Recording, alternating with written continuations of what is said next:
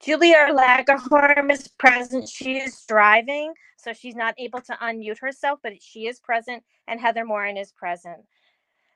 Thank you so much. Over to you, Dr. Farah. All right, we are going to take things out of order and do executive session at the end. I'm really pleased to introduce to the committee Mark Terry. Mark is from the law firm of Merrick and O'Connell, and we are looking to appoint him as our new legal counsel.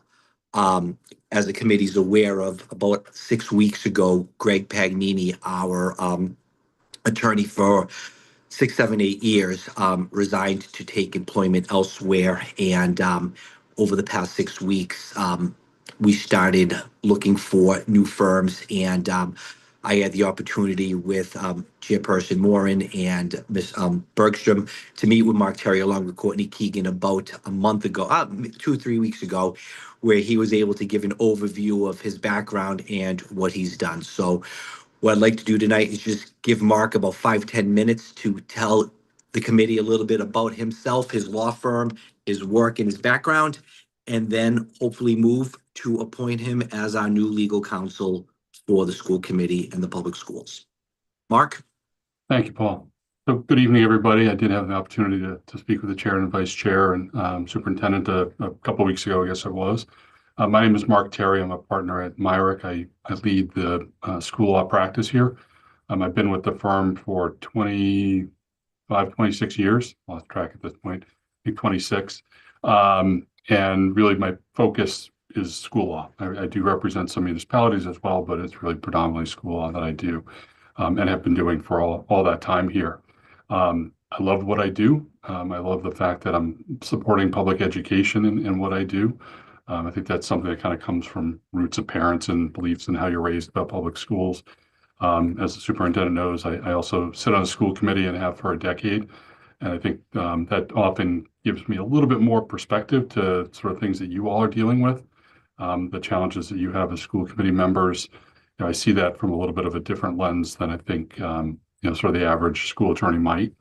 I've had the opportunity to work with some great people here at Myrick for all that 25, 26 years. So we have a great team here. We represent probably at this point, I don't have a specific count, but somewhere in the order of 30 school districts, between public traditional districts, charter schools, and so we have a really robust practice, a good team of people. Like I said, I head up the group and I've got somewhere in the order of 8 or 9 other people that are sort of in as deep as I am or sort of have a more discrete area of practice.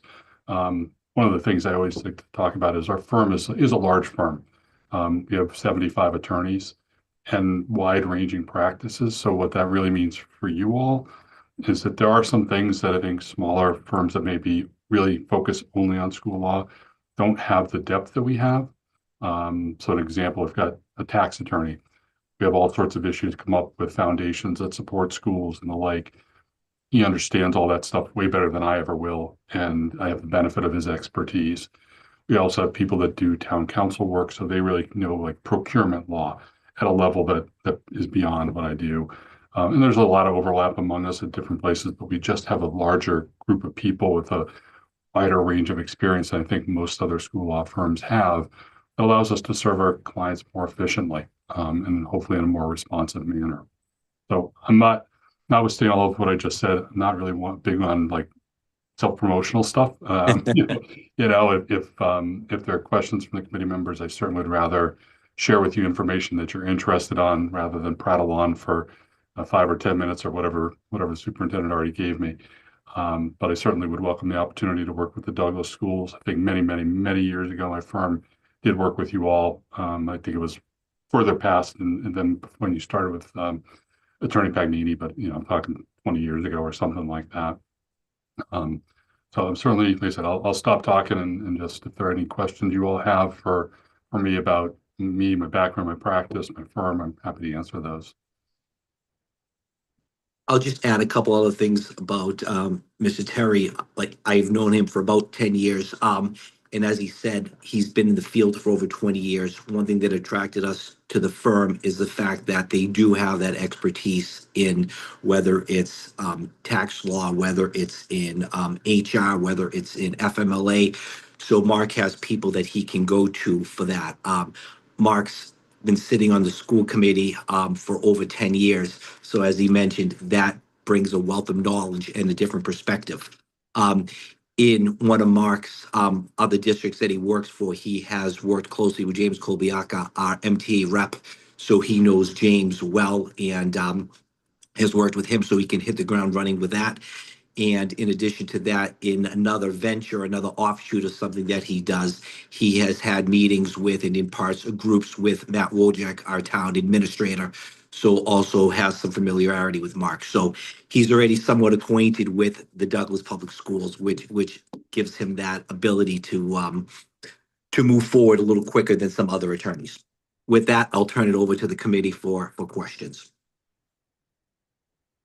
Let the record reflect too as well. Teresa Brooks did join us as well. Good evening. Do any committee members have any questions for Mr. Terry?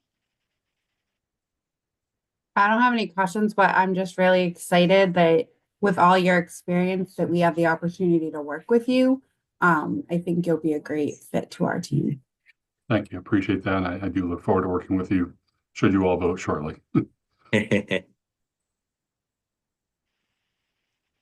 If there aren't any other questions, we would be looking for a motion to appoint Mark Terry as our new legal counsel. So moved. Motion made by Meg, seconded by, Teresa, second by Teresa. We need to do a roll call vote, please. Beth Bergstrom, aye. Teresa Brooks, aye. Meg Rods and I. Heather Moore and I don't know where Julia went. So Julia's not present. She probably hit the dead zone as she's coming. Okay. Well, thank you so much, Mr. Terry. Welcome. Thank you. Well, Thank you. Thank you all. I look forward to working with you. I hope to meet you all in person sometime soon. And certainly if you need anything, usually my protocol is you go through the chair to get permission to come and or the superintendent. And I certainly will get back to you as soon as I possibly can. All right, Mark. All of you. Thank you. All right, we'll be in touch. Thank you, Mark. Right. Have a good night. Good night, folks. Take care. Thank you. Thank you. All right. So with that said, we will, if you could read the motion to go into executive session and not return into open session, that would be fantastic. So moved. I need to, Teresa Brooks, second. Heather made the motion. Teresa Brooks, second. I need a roll call vote, please. Beth Bergstrom, aye. Teresa Brooks, aye. Meg Rods and Julia- I. Julia Lagerholm, aye. Heather Moore and I. Welcome back, Julia. Welcome Oh my back. Julia. God. All right. Thank you. With that said, Jake, can you please stop the recording?